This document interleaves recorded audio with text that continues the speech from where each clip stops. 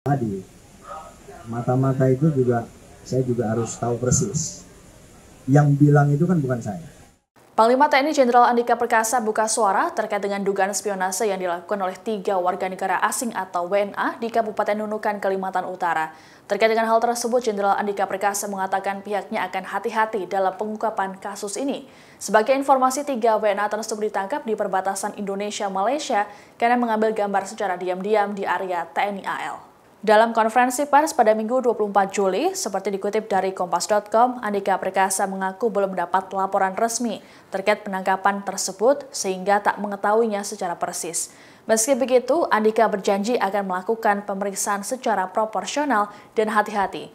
Untuk diketahui, 3 WNA tersebut ditangkap di Pulau Sebatik, Kabupaten Nunukan pada Rabu 20 Juli. Selain 3 WNA, juga ada 3 WNI yang ditangkap oleh Satgas Marinir Ambalat 28. 3 WNA tersebut yakni Leo bin Simon berusia 39 tahun, warga Sabah, Malaysia, Ho Jin Kiat berusia 40 tahun, warga Kinabalu, Malaysia, dan Chi Dongpai berusia 45 tahun, warga Shanxi, Cina. Dan Satgas Marinir Ambalat 28, Kapten Mar Andreas Manalu menerangkan 3 WNA tersebut ditangkap karena melakukan aktivitas yang mencurigakan.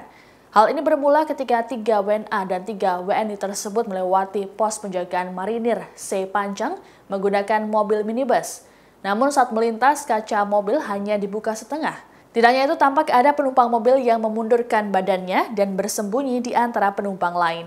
Mereka lantas buru-buru untuk pergi namun berhasil dicegat oleh petugas. Saat dimintai keterangan, seorang WNA Malaysia malah mempresentasikan rencana proyek pembangunan jembatan penghubung Tawau Sebatik. Tidak hanya itu, seorang WNA lainnya juga terlihat mengambil gambar ke arah radar TNI AL. Kepala Kantor Imigrasi Nunukan, Washington South Dompak Napitupulu mengakui ada jawaban yang janggal dari WNA tersebut yang masih butuh pembuktian. Terkait dugaan spionase, Washington mengatakan hal tersebut bukan ranahnya karena pihaknya hanya fokus pada pelanggaran penyalahgunaan dokumen keimigrasian.